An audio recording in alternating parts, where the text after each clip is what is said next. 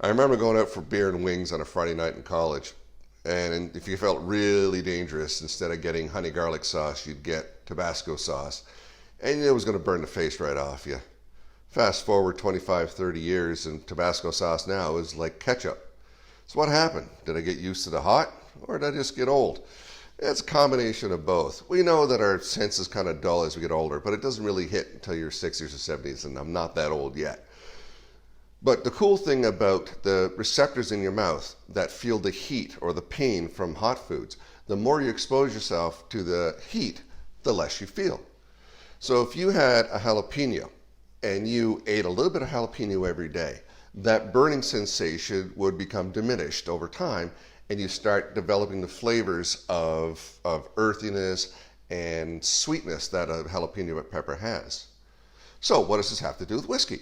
Well, most people don't like the burning of whiskey that happens above 35% alcohol. And of course, we know that whiskey in North America and the UK have to be bottled at 40% or above. So if you drink your whiskey neat, or other spirits such as gin or rum, if you drink it at 40% and you continue to drink it at 40%, that burn will go away over time, just like hot peppers, and you'll start tasting the nuances and the character of the spirit itself.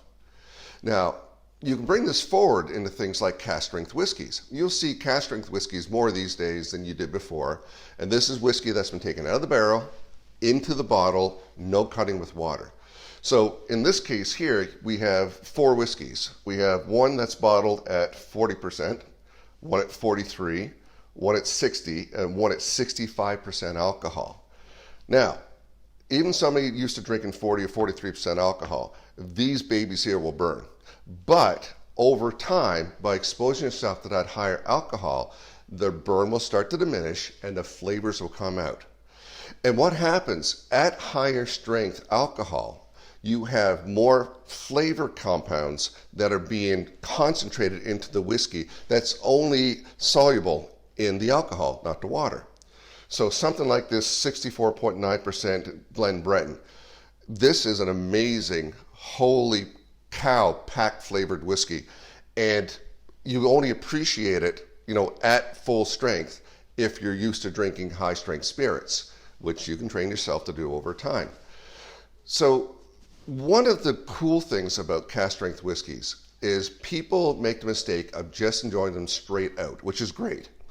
But because of the mixture of the flavor compounds, some in the water, some in the alcohol, if you take your time with the cask strength whiskey and add a little bit of water to it, a little touch of water, a little more water, a couple drops at a time, what will happen is that those flavor compounds that are locked and grabbed into the alcohol will start to come out. And you'll change the aroma of whiskey. You'll change the flavor of whiskey right down to 25% alcohol. That whiskey will change. So if you take your time with a cask strength whiskey, you can just take those flavors layer by layer all the way down. And it absolutely is a sensory journey. And some cask strength whiskeys are actually good with a little bit of ice. Cutty Sark's Prohibition is a fantastic summer whiskey, in my opinion, that goes well with a couple big rocks in it. Well, rocks or ice. So take your time with the whiskeys, especially the cask strength ones. If you can get yourself acclimated, get yourself accustomed to the higher strength alcohol, there's some amazing flavors and complexity you can get out of these, and have some fun with it. Cheers.